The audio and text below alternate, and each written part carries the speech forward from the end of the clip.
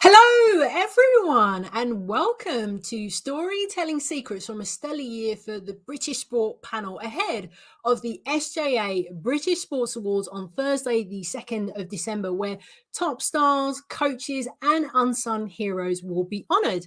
I'm Anne-Marie Batson, your host, and we're looking back at the biggest achievements, because there have been a few, in British sport from the last 12 months. The Sports Journalists Association is the largest organisation of its kind in the world, with over 800 members working in sports media and related industries.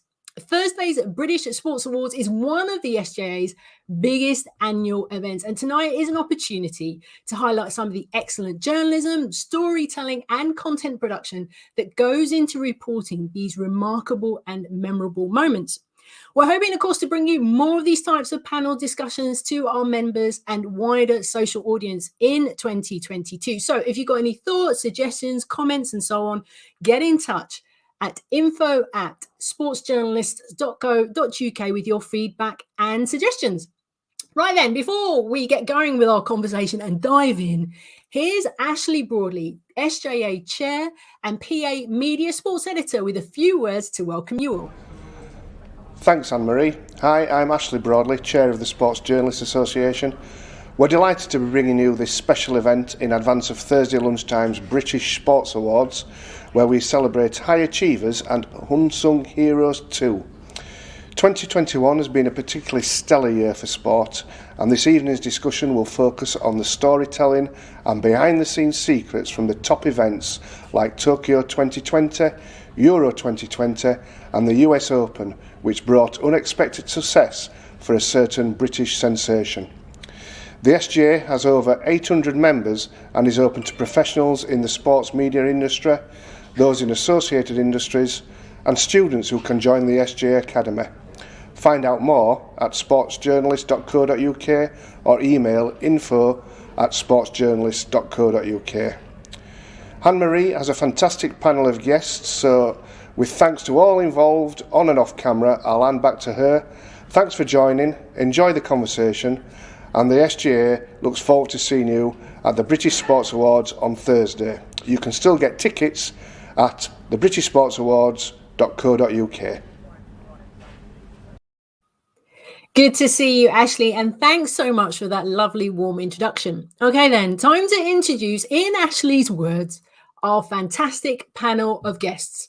First up, award-winning journalist Nick Hope spent a decade travelling the globe, covering the Olympics, the Paralympics, and Commonwealth Games for the BBC, plus countless international championships and tournaments for major TV, radio, and digital outlets. Good evening, Nick. Good to see you.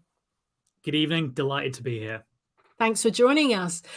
Next up, a multiple Paralympic medalist with over 100 international career titles, Lucy Shuker is one of Britain's most successful wheelchair tennis players.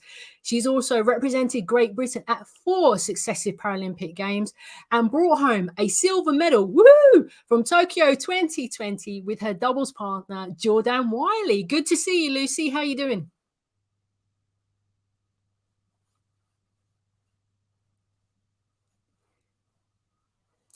Hang fire there, Lucy. We'll come back to you in a bit. Don't worry, I can see you, but we'll come back to you. Don't worry, we'll come back to you. All right, next up, joining us is videographer Xander Brown, who produces content for clients such as the England's men's team, including capturing the wonderful camaraderie of the Three Lions for the country's best finish in a major tournament since 1966. He also works for other clients, including BBC Sport, Amazon Prime Sport, and Football Beyond Borders. He's a very busy man, but it's lovely that he's joined us this evening. How are you doing, Xander? Very good, thank you. Pleasure. Thanks for having me. Oh, you're most welcome. You're most welcome. Of course, for everybody watching, don't forget to follow the SJA across social media on Twitter, Instagram, and LinkedIn. And do get involved in our conversation using the SJA 2021 hashtag with your comments and questions. And of course, as Ashley said, tickets are still available for Thursday's event, the British Sports Awards, if you go to britishsportsawards.co.uk. Okay, so first up, we're going to look at Tokyo 2020 Olympic and Paralympic Games in Japan. Nick Hope was a very busy man over those few weeks, because I think I saw him online, I heard him on the radio, and he was on TV as well. Nick, let's come to you first. What was the most challenging aspect of reporting at Tokyo 2020? Wow, what a place to begin. And so much to say. Look, we knew these were going to be surreal games. We'd obviously had to wait, an extra 12 months for them to take place because of the pandemic. And even in those weeks leading up to the postponed games, there was still all that speculation, wasn't there, about whether they would take place. And obviously we had some insights as the media, but at the end of the day, we were still waiting for the final, yes, it will happen. I remember being, quite emotional myself getting on the plane, because it was like, actually, yeah, it is happening. I had no more knowledge than anyone else at that point, and obviously, that's my perspective as a journalist. Imagine what it was like for the athletes going there. And aside from the pandemic, we knew these were going to be a very news-heavy games, with obviously a lot of talk about representation as well, and there were so many kind of talking points going into these games. So it was going to be fascinating to see how it panned out from a sporting perspective, but we had to get the tone right. And that was one of the biggest challenges, because the Olympics, the Paralympics, are a huge celebration of sport, and you want to champion it every moment. But you also had to be respectful of the fact that people had been through so much over the previous 18 months and currently during the games themselves. And then on top of that, there weren't fans in venues. There were people back at home who would have been desperate to see the athletes compete, their friends, their family in person. So you had to kind of take all of that into perspective with your coverage. And then, just from a broadcasting perspective, the little insights that you usually get, as at major events, where you can just go and have a chat with an athlete or a coach or another broadcaster from another organization to get a little bit more information about the international stories. And then on top of that, you obviously every day you were being tested. You didn't know if you were going to get pinged as a close contact. You weren't allowed to leave your venue. You had to get back within 15 minutes. You were literally timed. There were so many things going on. But as you had to keep reminding yourself, even when there were those challenges, it was a huge privilege to be there. These were tickets, for us as journalists, that money could not buy. You could be the richest person in the world, and you were not allowed into those venues because of the restrictions. So, as I said, challenges, but a huge privilege to be over the games. There was definitely some big talking points along the way, wasn't there, Nick? Particularly, there were some new sports like climbing, which I thoroughly enjoyed. Yeah. The mental health of athletes, LGBTQ plus representation. Which were the ones that were greatest interest to you, and why? They all had their standout moments, I think, at different points during the games, didn't they? And for me, when I look back on Tokyo 2020, it was, in many ways, it was the games where medals mattered, but mental health awareness was the biggest winner, because I think there was so much emotion, obviously, around the games, and athletes had been holding a lot in for the 18 months leading into those Olympics and Paralympics. And it was that release, I think, those moments after the competition.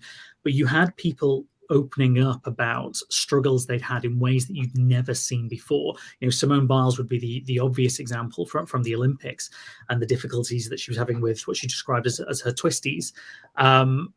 Jack Law, British diver, actually later in the game said, well, he had a very similar. I think Tom Daley also alluded to it as well. But from that point, there was an acceptance that it is okay as an athlete to admit sometimes you are struggling, that you are not this far removed godlike individual who doesn't have these regular human struggles that we all go through. And I think that was probably the most profound thing about these games, that it changed. And obviously, from an LGBTQ plus point of view, more openly out athletes than at any previous games. Again, there weren't the stigmas and the fears. Tom Daley actually talks about it in his book quite a lot, about how early in his career, when he'd been discussing this with his management team, with his agents, he'd been recommended that perhaps he didn't want to bring it out when he was younger, because there may be a negative connotations to it. I don't think that's there anymore.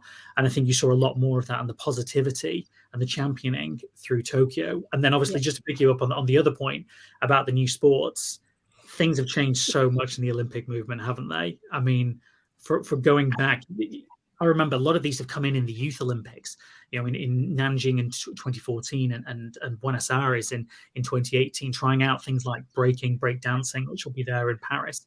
And I was a little bit of a skeptic to begin with, but actually when you saw the reaction of the crowd and then you see sport climbing on the biggest stage, I think there's some still things to be tweaked. Surfing perhaps didn't work as well as they hoped it would, but the others were massive hits. And yeah, the way the Olympics is going is really exciting.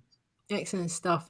Lucy has rejoined us, which is great news because I'm really keen to get an understanding, because it's never going to happen for me, being able to compete at a Paralympic or Olympic Games. So, Lucy, for you, what's your memories of competing in Japan? Do you know what? It was such a different games. It was my fourth games, and obviously it was very, very different from the previous ones.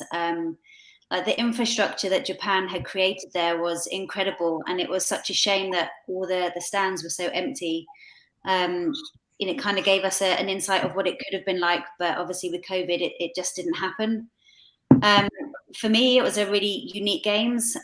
We actually were moving into the village from the holding camp, and we had a positive COVID test result that came through literally as we pulled up in the bus. On that evening, and we didn't even know if we were going to make it into the village. We didn't know if we were going to be able to train and compete. It was our team leader that tested positive, so he was whisked off to be in a health hotel. And I think the moment that we kind of realised that we were actually going to be able to compete was kind of relief, and making the most of it out there.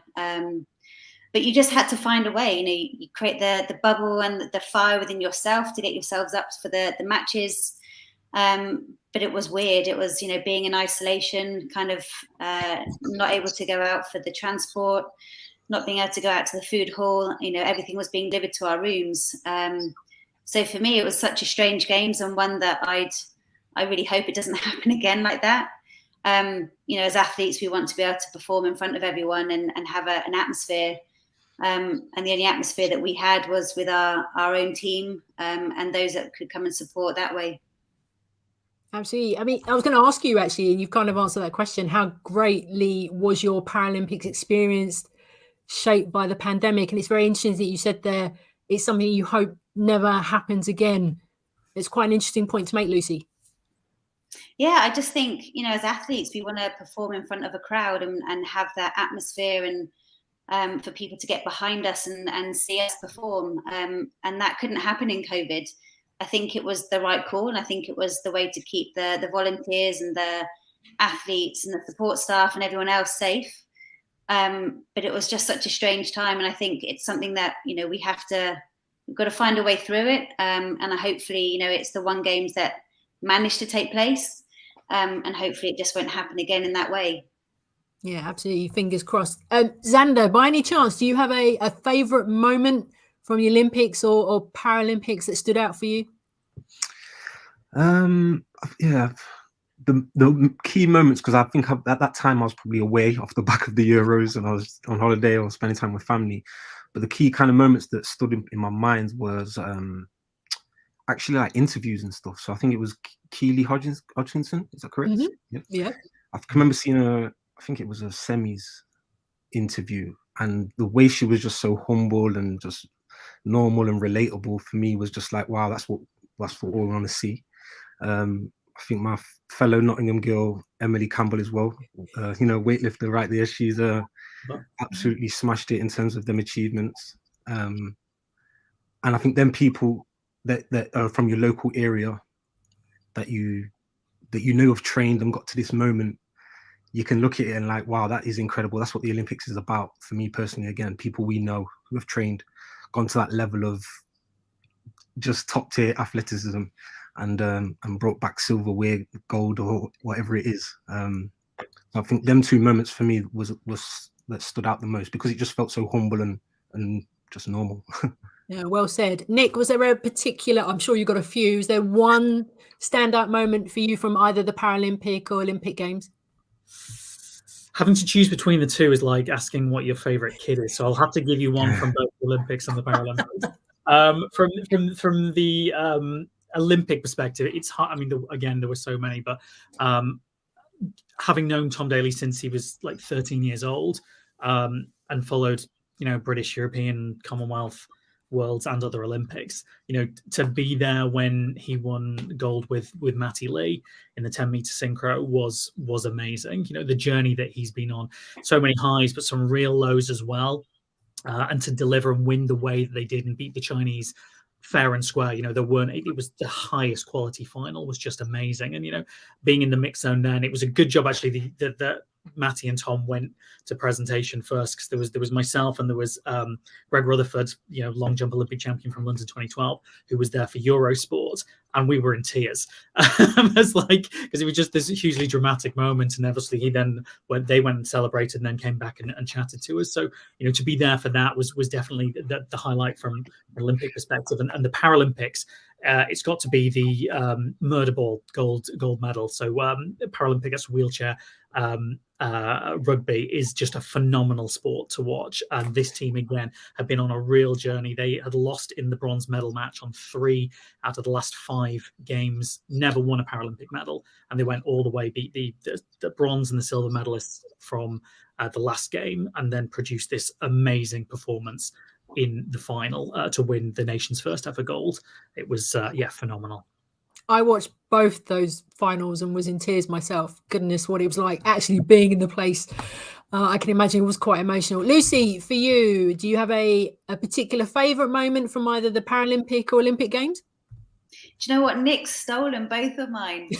Honestly, like Tom Daley and Matty Lee, I was like fixed, like watching the diving, and it was so close. And I think, you know, it was his fourth Olympics. You know, even that picture of him after having been on the podium with the tear in his eye, with the mask on, it just sums it up. And, you know, he's worked so hard, and just to get that gold medal, that elusive gold medal, is just incredible. And in the style that they did it, just nailing their dives, you know, one after the other. And yeah, I know Kylie Grimes, who's one of the quad rugby players.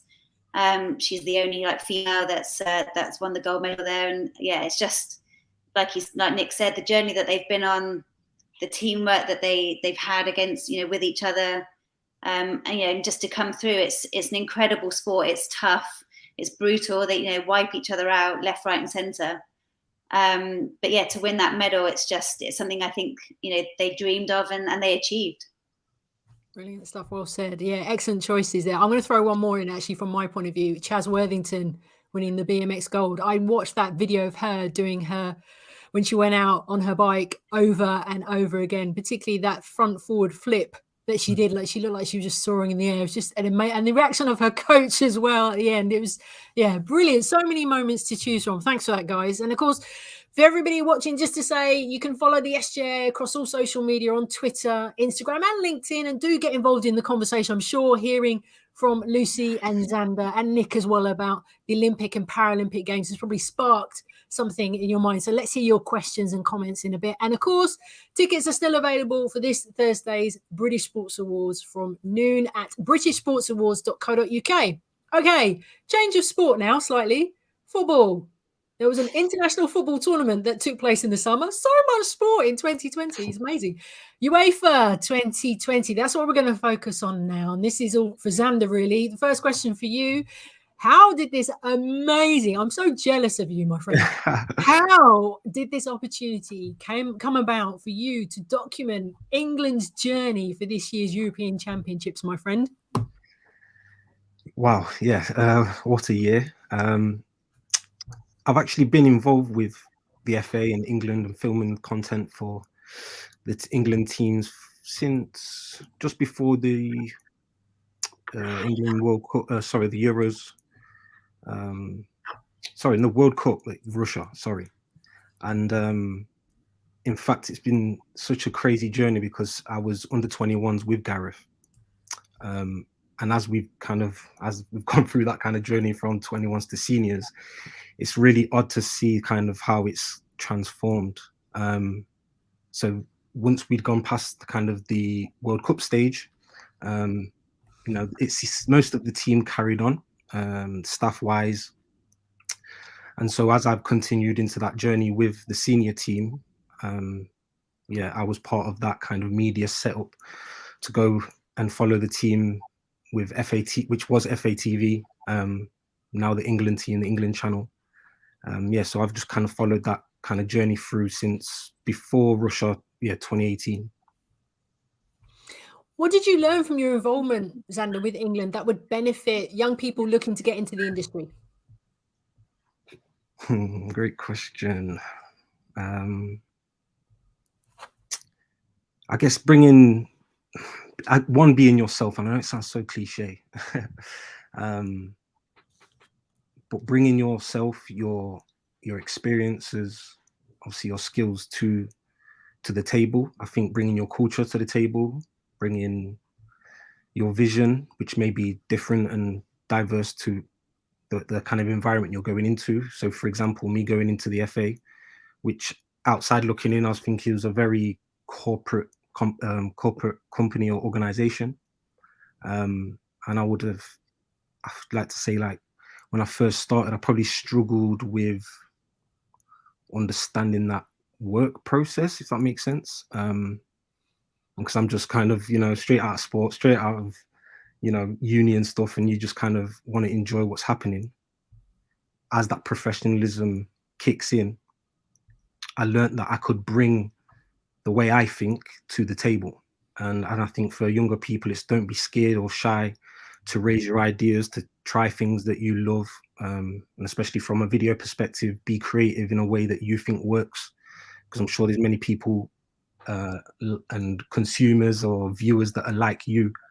So I just suggest always bring your experiences and your culture to the table, because I think it benefits every kind of both parties, but it benefits every brand and every business.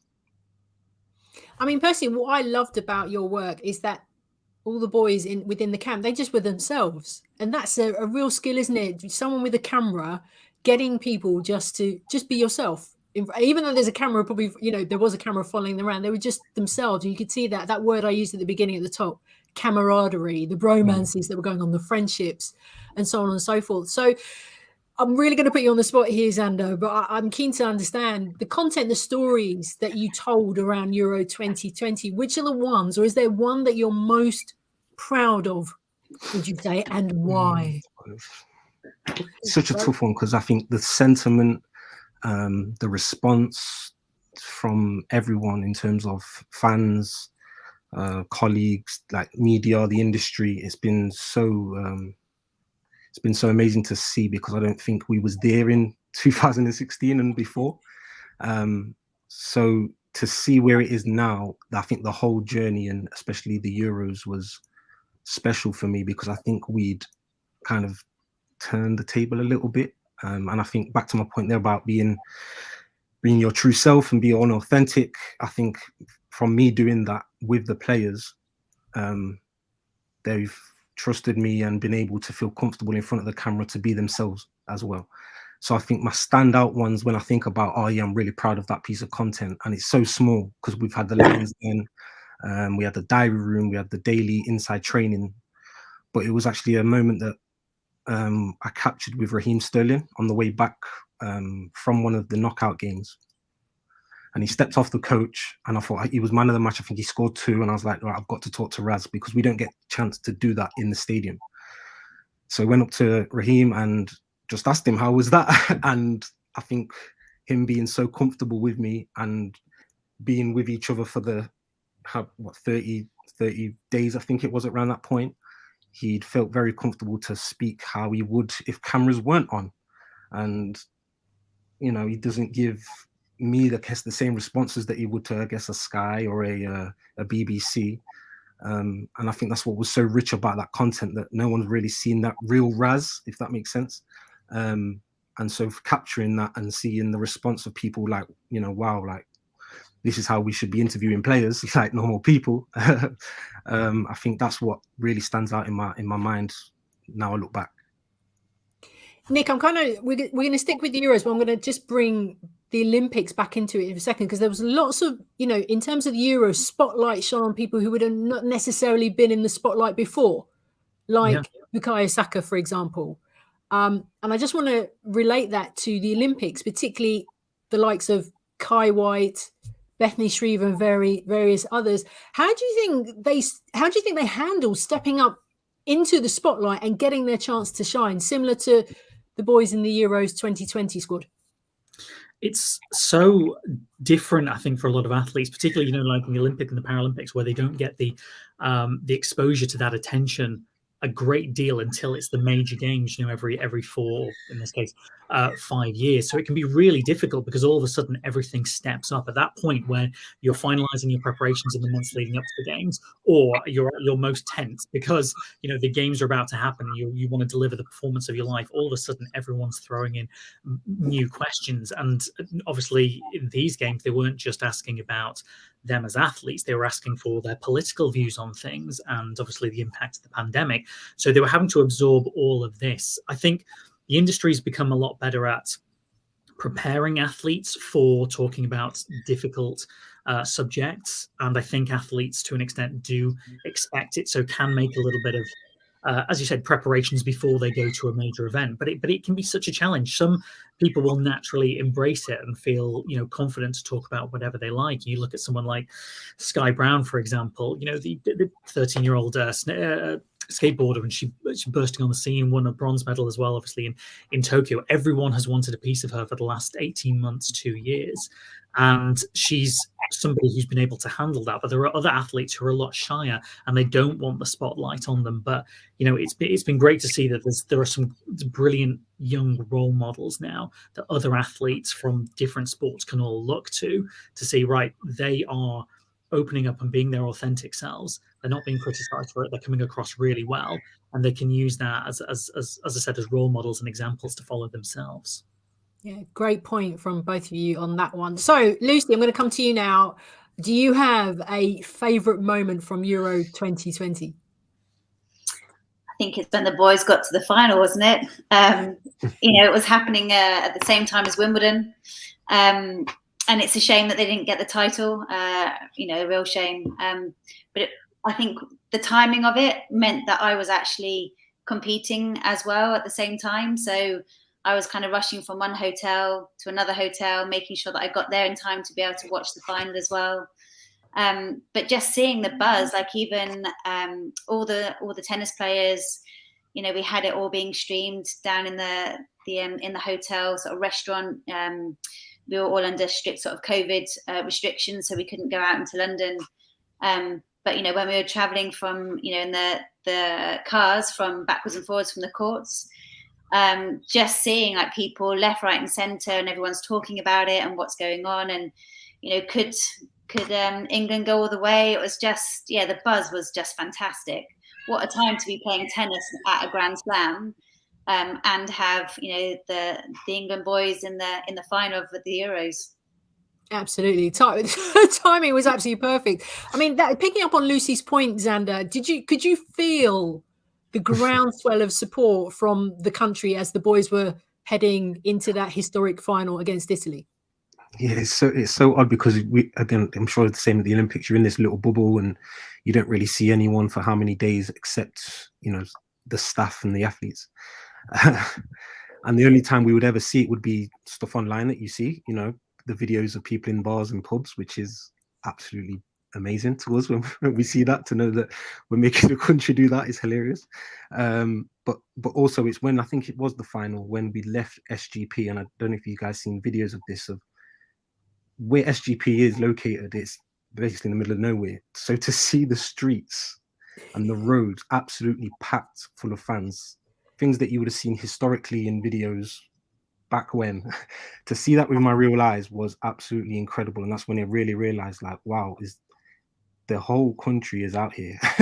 It feels like everyone and the whole eyes and cameras are on us. So I think that's when it really kicked in. It was really late, but that's when you thought, oh wow, no, we are in a final. Absolutely. Nick, do you have a favorite moment, a standout moment from the Euros? Well, to me, it has to be the semi-final. I haven't seen the final yet because my flight to Tokyo was at the same time. We were 2 hours into the flight when the game kicked off, and we had no live stream. There was no radio coverage on the flight, anything like that. It was like the worst timing it could possibly have been. We had like an update when England went ahead, and we got an update at halftime and at the end of the 90, and then found out that we'd lost on penalties by the time that we sort of landed. So I didn't think, I was then into obviously Olympic mode, so I didn't think it was worth watching it back. So yeah, the last I saw of England was the semi-final win. So I think that's probably the place I should kind of leave it. But yeah, I mean, I think last 16 victory over Germany 2-0 was probably the game I enjoyed the most. That flight must have been hard. How long was the flight? I think it's about, what was it, 9 hours, something like that. It might have been 11. I can't remember. It's a long haul flight over to Japan. But yeah, it was usually the idea is that you go to sleep straight away because you want to get on the local time zone. But obviously, most of us were trying to stay awake just for any kind of updates. And then they were saying like, oh, maybe we can feed some commentary live into the cabin. But then some people complaining because they wanted to sleep and they couldn't do that. So we were just waiting for sort of like stewards to come down with updates basically, and then we could get some sleep afterwards. But we were all too annoyed at the result. Oh, amazing! That's an amazing story. It's great. I'd be climbing the walls if that was me. But anyway, okay. Final chance for you to get your questions in for our guests. Please use the hashtag SJA2021. And of course, you can follow the SJA right across the socials on Twitter, Instagram, and LinkedIn. And of course, tickets are still available for this Thursday's event, which I'll give more information at the end. All right, there were several, I should say, big sporting events, but one I think that took everybody by surprise and by storm. A British sensation by the name of Emma Raducanu, US Open champion, qualifier, unseeded, now the British number one. Goodness me. And also won Sportsperson of the Year, Sportswoman of the Year at the Sunday Times at the weekend. Lucy, I mean, I've just listed some of the achievements that Emma has secured over the last few weeks or so. How do you rank her achievement in terms of British sporting history? It's definitely going to go down as one of, or her achievements are going to go down in history. It just shows you that anything is possible. She's the first player to come through qualifying, to not drop a set. So, when you think about tennis, it's not just one match. It was 10 straight matches, not losing a set, and to go through and to win the Grand Slam. Some people, go through their entire career and don't win a Grand Slam. So to do that at such an early age is just it's a fantastic achievement. And to do it in such style, the final we watched, we were actually up at the Paralympic homecoming event, and we were watching with some friends in the hotel there, and it was just unbelievable seeing the ball striking that those girls were doing in the final, back and forth. It was just, as a tennis player, it was just amazing to watch. Do you think we kind of got a hint of what she could deliver at Wimbledon, having reached the fourth round there? Yeah, I think, she's just a fighter. She's so fit. She was just, her ball striking is just the weight of the ball that comes through. She's so athletic. I think Wimbledon just showed us she was just going after it again and again and again. And it was just a matter of time. And I just think, she's at the beginning of her career. And I think, it appears that she loves the sport, which is great. She's working hard. She's looking for the small improvements just to make a change in her game. And there's some amazing people that she can reach out to for any advice. Like Andy Murray's reached out and said if she wants anything, then to come to him. And he's been world number one in the men's game. And, what a guy to reach out and say, look, the door's open. Absolutely. Nick, why do you think it had such a huge impact, not just here, but around the globe? Well, I mean, obviously it was a phenomenal performance, wasn't it? And as Lucy said, dominant throughout the whole competition. But there were just so many elements and strands to her story and her makeup, in terms of being born over in Canada and coming over to the UK when she was, I think, 2, father from Romania, mum with Chinese heritage. So it was a story that resonated around the world. And also, in women's tennis, they've been looking for a new star. And obviously, around the world, women's sport is growing so much. There are so many elements to her achievement that different areas can kind of latch onto and promote and be excited about, that I really think it resonated in so many different areas beyond the very simple, which was a spectacular performance. And as we said, will go down in history as one of the greatest British sporting moments there has ever been. Can we say it's one of the greatest ever, in capital letters, sports stories, Nick, from a broadcaster's perspective? I think it's definitely up there. I mean, what she achieved has not been done before. And we was talking about, not dropping a single set. And there are, so many incredible achievements that have been, recorded by British sportswomen and men throughout the years.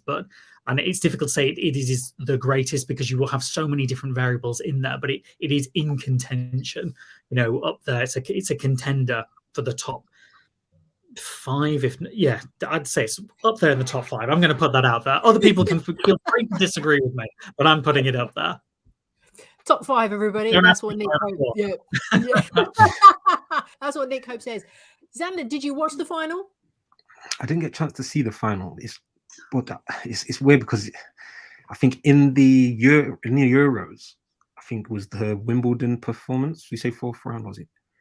And we actually was all watching that, and again, just a phenomenal moment, I think, in sport, with just humanity and just humbleness to see what she went through in Wimbledon. For her then to do what she did with the US Open is just like, it was just incredible for her. So that's why I, when I did see the news about it, I was like, huh, she did, like, from what we'd seen at Wimbledon, I was like, wow, she did that. Incredible. I have to say, I think the moment for me, the standout moment for me, was Match of the Day with Gary Lineker saying, if you just if you just joined us, Emma Raducanu has won, because it was like 10 minutes into when she won it, wasn't it? I think when Match of the Day started. I think I've never, not in my lifetime, when Match of the Day, Gary Lineker has referred to another sport outside of football in Match of the Day. I mean, that's how seismic it was. And I watched it at home, and then spent the rest of the night being on the phone and doing interviews and stuff like that, because it was just absolutely amazing. I mean, Lucy, for her now, there's obviously a lot of eyes are going to be on her for Australia 2022. She now has a new coach. Is there any weakness in her game, do you think? I don't think anyone saw any weakness whatsoever. She just was going after everything. I think, she's quick around the court. She's getting balls back. She's turning defense into attack. Her serving was incredible out at the US. It was just, I think every aspect of her game was just on point on that day. Match after match, over 2 weeks. So for me as a tennis player, it was incredible to watch. I think it will be interesting to see how she performs at the next Grand Slams. She'll have no pressure because, she's still so young. So she's got an entire career ahead. But it'll be interesting to see how she does develop. How can someone who's, just seemed to have all the firepower and all the answers, how is she going to do there? And Xander, I was just going to ask you, that point you made earlier within the Euros about that somebody coming across really relatable. The interviews I assume that you've seen with Emma, I guess you could put her in that category, somebody who's very humble, down to earth, and seems very comfortable, I should say, in front of a camera. Yeah, 100%. And I think that's something we wanted to achieve with our content. I think that's when I was watching that, I'm watching that with a kind of working cap on, because it's something that we'd like to make sure we bring out in our players. And then watching it as a viewer, I just feel like that's part of the Olympic journey and the pathway. People that have come from next door, have trained, like I said earlier, have trained so hard to get to that point. And you may have known them from school or known them from college, etc. And I just think it's so strong seeing that kind of process go from normal girl next door to Olympic hero. Yeah, well said. Totally agree. Lucy, I'm just going to throw one in there actually about somebody who's going to be not a British player, Australian player, tennis player. Dylan Alcott has announced that he's retiring from tennis after the Australian Open 2022. Can you just give us a little, just short words about what he's achieved in his career and what, the fact that he's retiring, but he's such a legend of the game? Yeah, he came to tennis.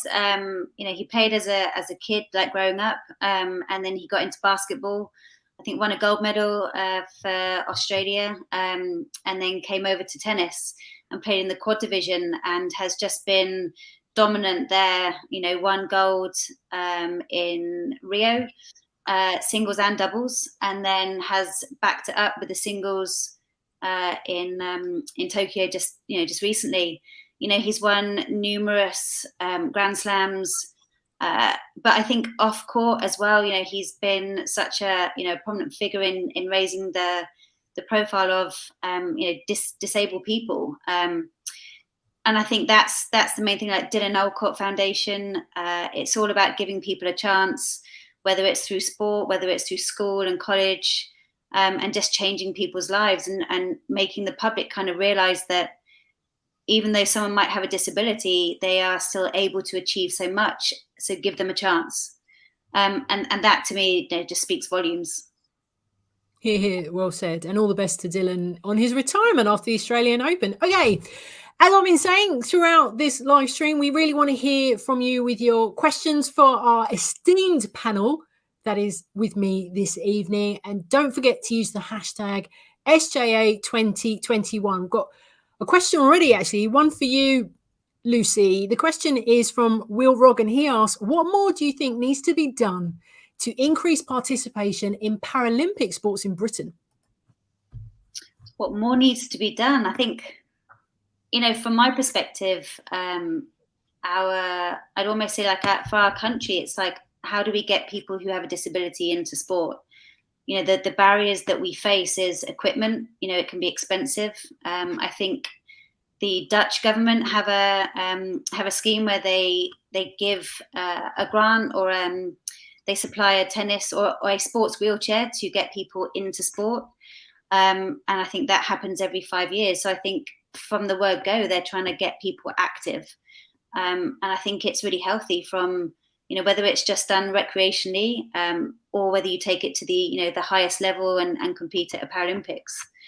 I'm seeing growth in wheelchair tennis all the time, which, across the world, which is fantastic to see.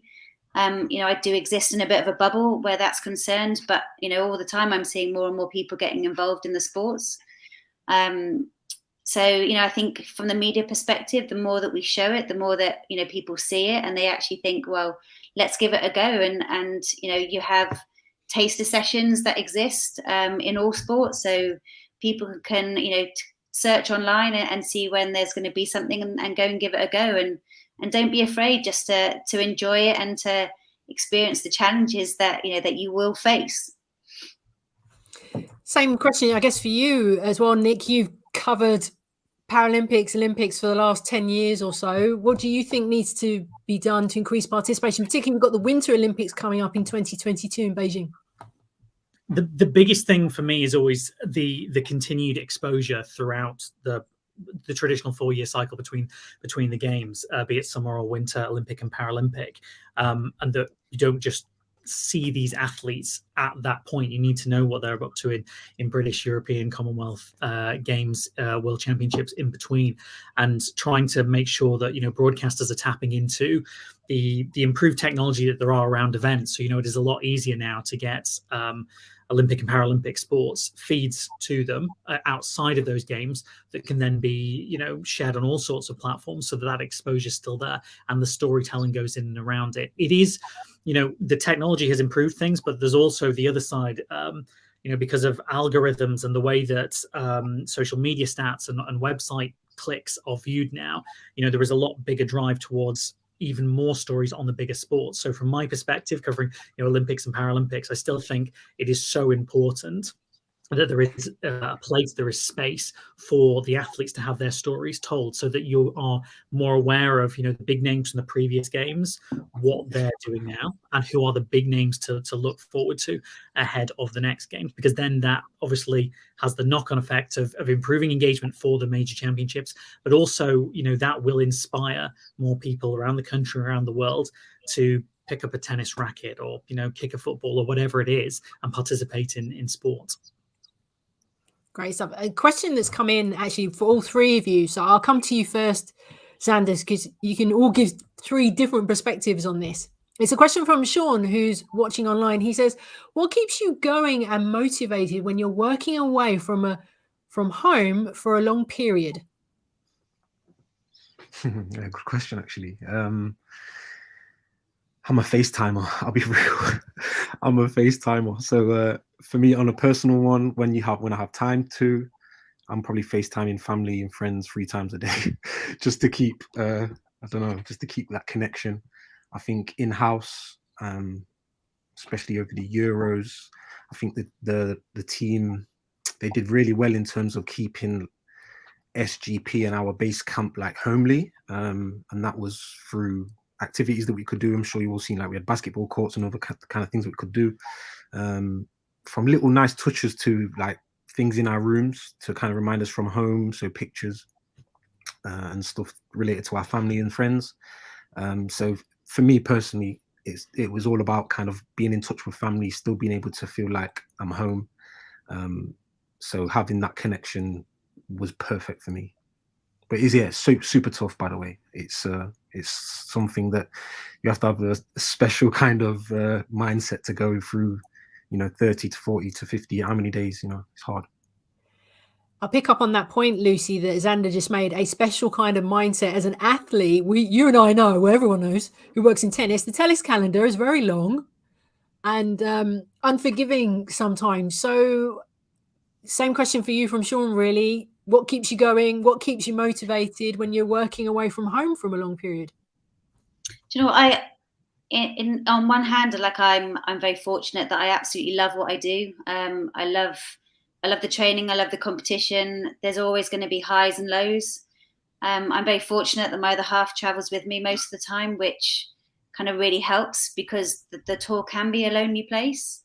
People think it's quite, glamorous, but there are times where it's not that glamorous, and you just want to be able to catch up and see your family, or have a drink with a friend. But you could be the other side of the world with a different time zone, and they're just not there. So I think social, the kind of being in touch on FaceTime with your close friends and family, they're there to support.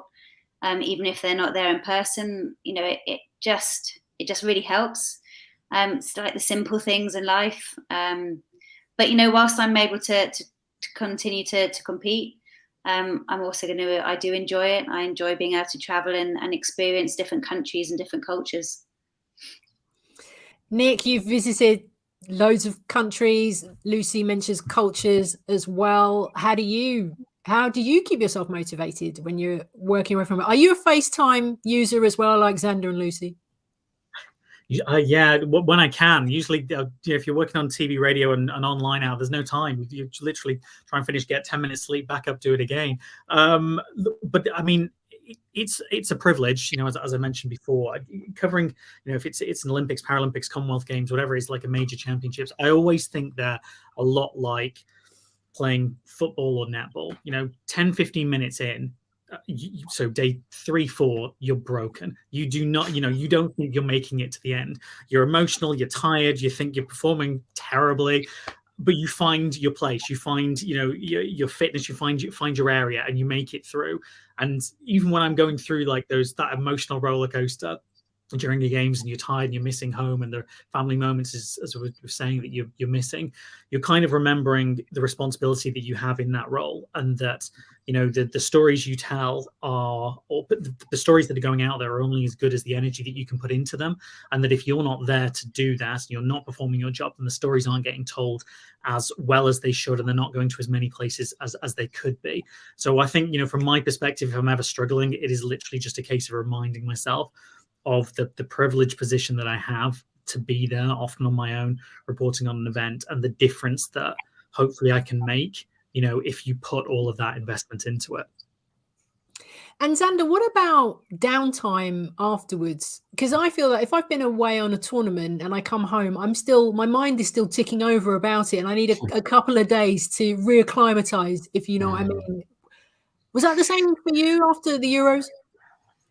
Yeah, 100%. And I guess that's kind of to my point about the Olympics and Paralympics. I really switched off, like genuinely.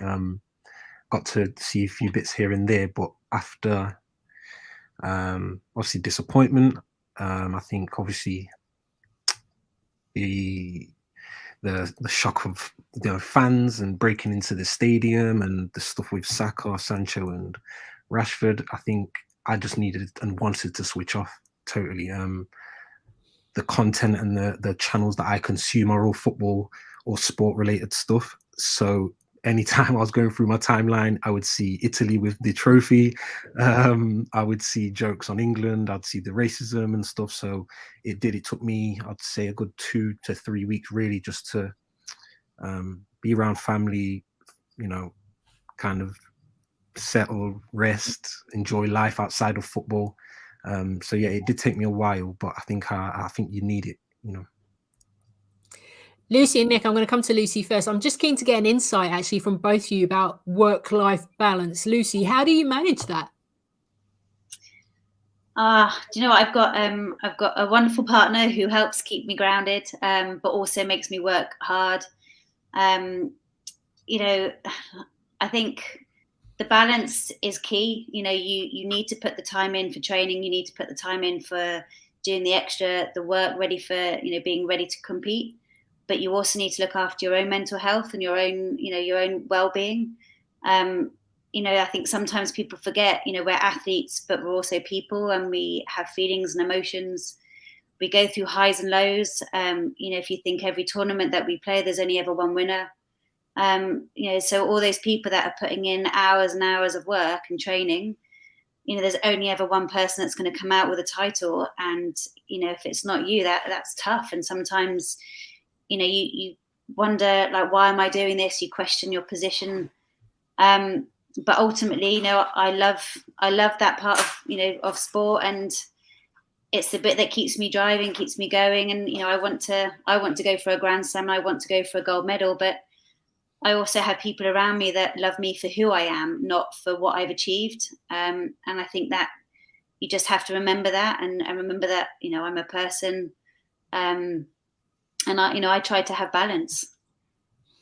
Is that the same for you, Nick, trying to have balance when it comes to the work life and the home life as well?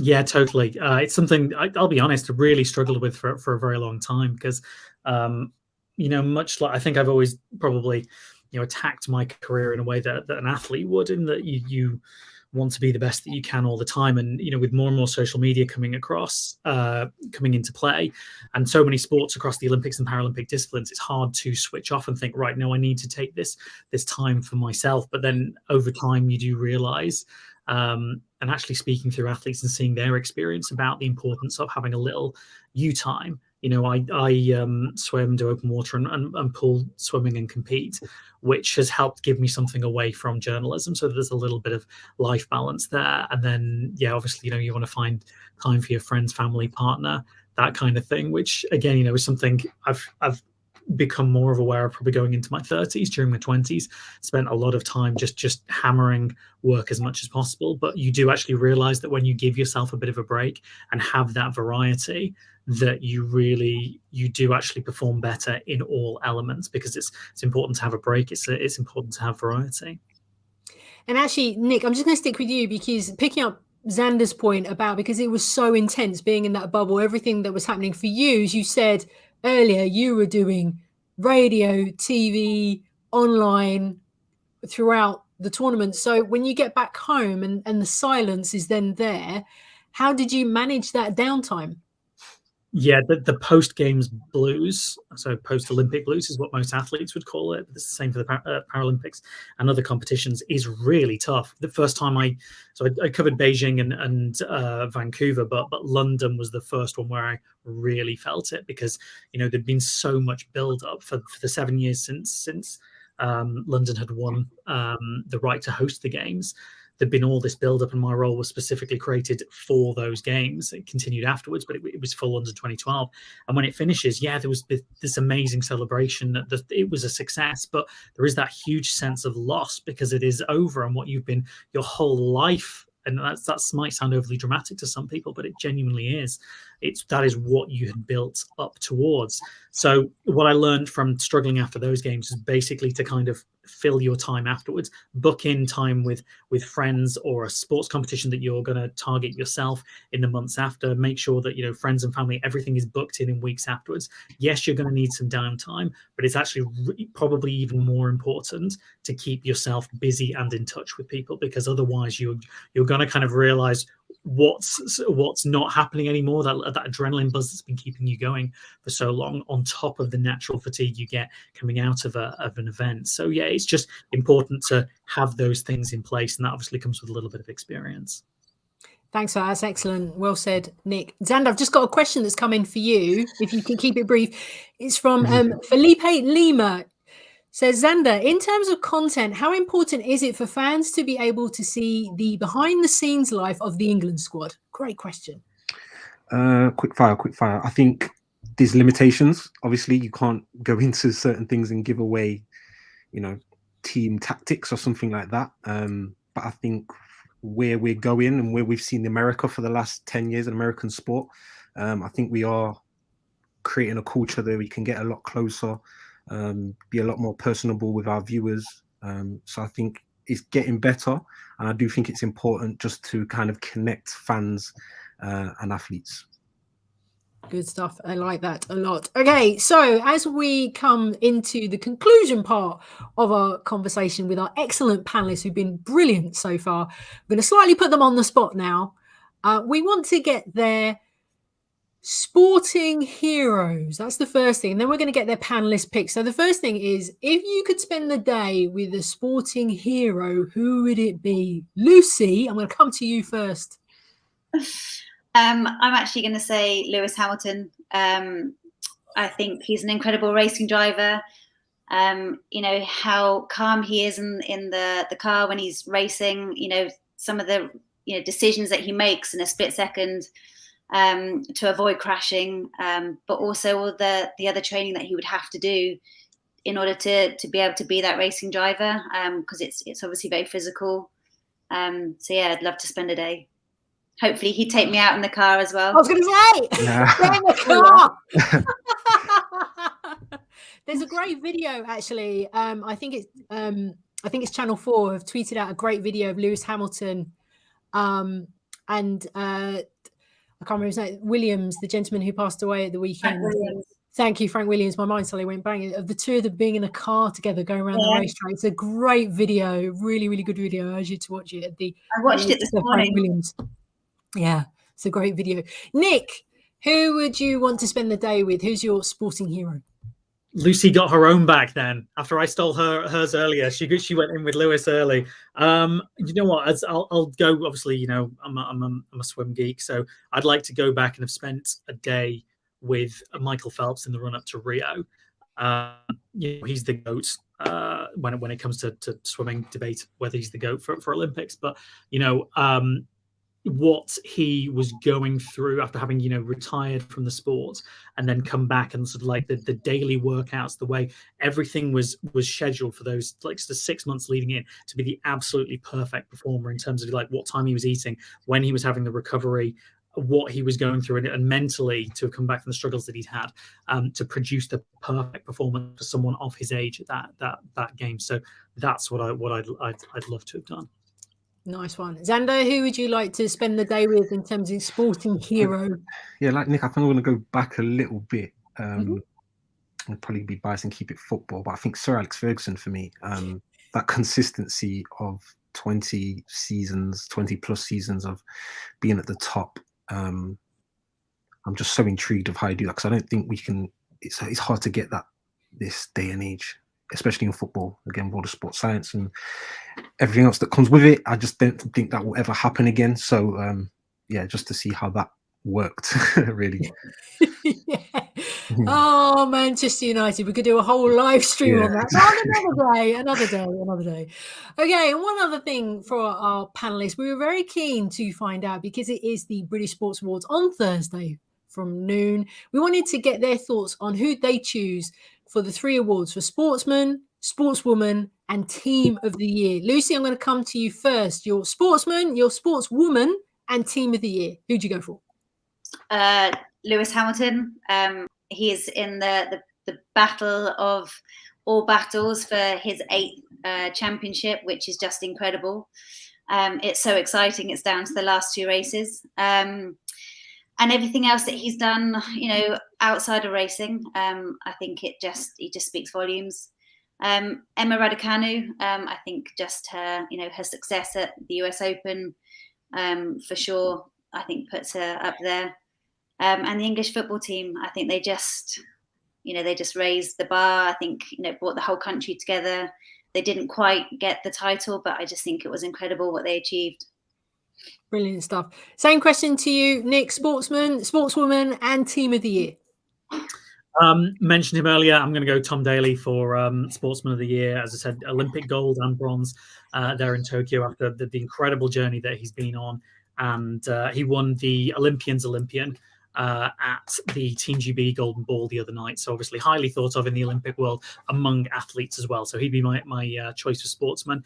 Sportswoman, Emma Raducanu, hands down, as I called it one of the greatest performances of all time. So we've definitely got to give her the title this year. Although I would throw out, Dame Sarah Story, breaking the record for number of gold medals for a British Paralympian. So 17 golds. I think it's 28 medals in total at Paralympics across swimming and cycling. Absolutely incredible. Team, I'd go for the Murderball squad, wheelchair rugby, but I would also shout out women's hockey team who won bronze, and women's gymnastics team also won bronze at London 2012, at Tokyo 2020. It's so hard, Nick. It's so hard. I wish we could give them all the accolades, but we can't. Indeed. Yeah. Xander, to see us out, your sportsman, sportswoman, and team of the year, please. Unfortunately, Gareth would have got it if he brought back gold, if he brought it home. But for sportsman, I'm going to go Lewis Hamilton. Someone that I think's been at the top of his game for so long and still there.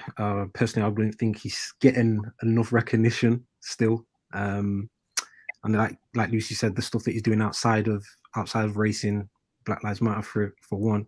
I think an incredible sportsman in general. Sportswoman, I think I'm going to keep it biased and go Emily Campbell. I'm sorry to all the other females out there. He's an incredible, but my not skill. I think first British female in weightlifting to get a medal. I think her journey's been amazing. And all mine are biased. And the team, it's got to be England men's. I'm sorry, guys. I think what we've achieved, not just last year, this year, but also in Russia, and I guess the journey we've had over the course of the last 4 or 5 years. I think it's really changing the perceptions of fans and the culture of fan. Excellent stuff. Thank you for those personal picks. Let's see what Thursday delivers. And of course, with Xander making those choices from his point of view, we're now going to bring our live stream to a close. I'd love to keep talking more, and I'm sure we could talk a lot more, but I'm slightly conscious of time. So a huge thank you for their company this evening to Nick Hope, Lucy Shuker, and Xander Brown for taking part in tonight's Storytelling Secrets panel ahead of the SJA British Sports Awards, which will be taking place on Thursday from noon. And if you fancy coming down to London for a good afternoon, get the tickets from britishsportsawards.co.uk. And as I said right at the top, we're going to be looking to hold more of these panels, more live streams, because there's a lot more sport coming, everybody, in 2022. So if you've got any suggestions, comments, we want to hear from you. Email info@sportsjournalist.co.uk. Final thing to say, I've been your host, Anne-Marie Batson. Hope you've enjoyed the conversation with Nick, Lucy, and Xander. Thanks for watching. Have a really good evening. Take care, and we'll see you soon.